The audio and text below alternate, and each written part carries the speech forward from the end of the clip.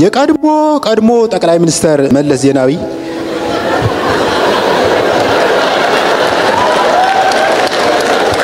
በሞቱ ጊዜ ቀብር ስነ ስርዓታቸው ላይ ተገኝቼ ነበር። በጊዜው አቶ መለስ ቀብር ስነ ስርዓት ላይ መገኘትም አለመገኘትም ከባድ ነበር።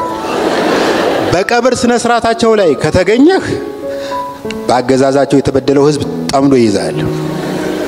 የቀብር ስነ ስርዓታቸው ላይ ካልተገኘህ የመንግስታቸው ወራሾች ቀን ጠብቀው ያንጠለጥሉብሃል።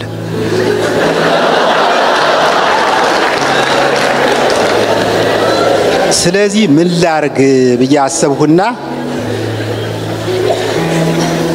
የቀብራቸው ቀን ስላሴ ገብቼ ጋዜጠኞችና ካሜራዎቻቸው የማይደርሱበት ባለስልጣኖች ግን በርከት ብለው የሚመሰመሱበት ቦታ መርጬ ቆምኩ። ወዲያውኑ የሆነ በትርፍ ጊዜው ጋዜጠኝነት የሚሰራ ባለስልጣን ካሜራውን እንደ ላውንቸር ደግኖ ከፊቴ ደቅ አለ። በመካከላችን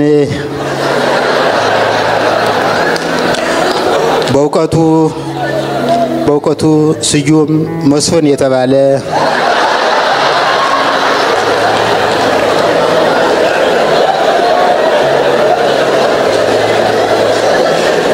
ጎጣሚና ቧን አለቅኔ በመካከላችን ይገኛል። በእውቀቱ አቶ መለስ በህይወት በነበሩበት ጊዜ ለሱና ለእናት ሀገሩ ያሉለትን ውለታ ለመመለስ በሙያው አንድ ነገር ይለናል አለና ማይኩን አስታቀፈኝ። ደነገጥኩ። ስትደነግጡ የምትሉትን አታውቁም። ያሽወየ ሽወየውን አና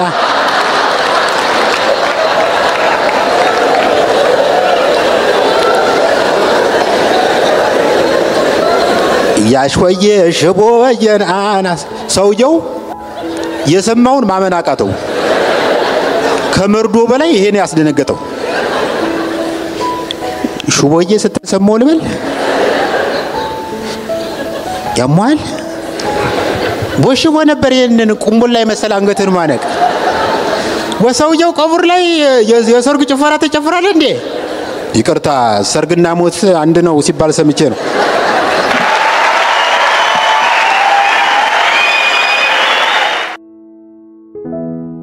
ስለ ግጭትና ስለ እርቅ ከተነሳ ላይ ቀር እኔ በዚህ ሰሞን ብዙ ነገር እንደሚያስፈራኝ አልደብቃችሁ። ከጥቂት ወራት በፊት ሰላማዊ ሰልፍ ለመበተን የወጣ ፖሊስ ያስፈራኝ ነበር። አሁን ግን በጣም የሚያስቦካኝ ለሰላማዊ ሰልፍ የወጣ ህዝብ ነው። ለነገሩ አጣና ገጀራ እና ጠመንጃ ይዘህ አደባባይ ከወጣ ሰላማዊ ሰልፍ እያደረክ አይደለም።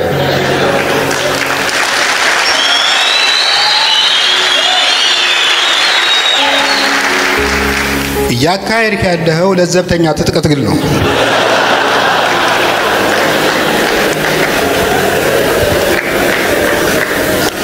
ያጣና ነገር ሲነሳ እኛ የክፍለ ሀገር ልጆች ከአዲስ አበባ ልጆች በበለጠ ከዱላ ጋር ጥብቅ ቁርኝት አለን። እንደውም የአዲስ አበባ ልጅ የሚያውቀው ብቸኛ ዱላ ሰልፊ ስቲክ ነው ይባላል። እኔን አሁን የኬክ ስም ጥራ ብትለኝ አላውቅም። የዱላ ዝርዝር ብትጠይቀኝ ግን የባህር ከዘራ የቆላ ሽመል ክትክታ መንዶ እያልኩ ልቀጥል እችላለሁ። በርግጥ ሁሌም ዱላውን ለድብደባ ብቻ እንጠቀምበታለን ማለት አይደለም። የሙሻሙሾ ቀን ጫፉን በቆርቅ ያስረን እንደ ባህላዊ ሙዚቃ እንጠቀምበታለን። የመስቀል የደመራ እሳት እንቆሰቁስበታለን። ገና እንጫወትበታለን። ሲርበን ሾላ እናረግፍበታለን። ጀርባችንን ሲበላን እናክበታለን።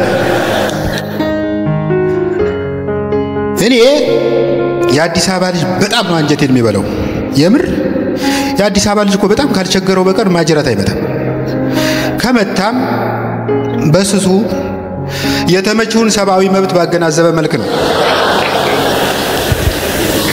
አሁን ባለፈው አንዱ የካዛንቺስ ልጅ በጣም ስለራበው ለምን ማጀራት አልመታም አለና አንዱን መጽሐፍ አዟሪ ተከትሎ ከኋላው አደረገው። መጽሐፍ አዟሪው እንኳን ሊወድቅ ንቅንቅ አላለም። እንደውም የተመታም አልመሰለውም።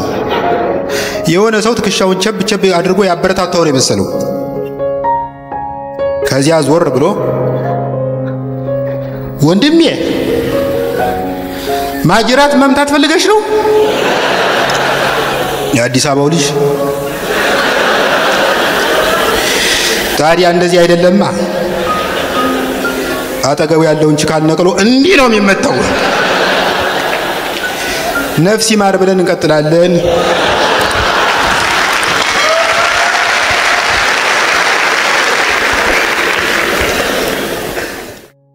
ሉሲን ከ4 ኪሎ መርቀው የሸኟት ቄሶች መሆናቸውን ማየት ይገርሞኛል። አንድ ነገር ያለ ቦታው ሲገባ የሚሰማን ግርምት አለ አይደል? አስቡት። ለምሳሌ ሰይፉ ፋንታውን የወንድ የፀጉር ቅባት ቢያስተዋውቅ፣ ለነገሩ አንፍረድ ጎበዝ። የዛሬ 10 ዓመት ገደማ ሰይፉ ፋንታውን ሳውቀው ፀጉሩ ከዳር እስከ ዳር ግጥም ብሎ የሀበሻ ቢራ ሎጎ ላይ ያለውን ጎረምሳ ነበር ይመስል።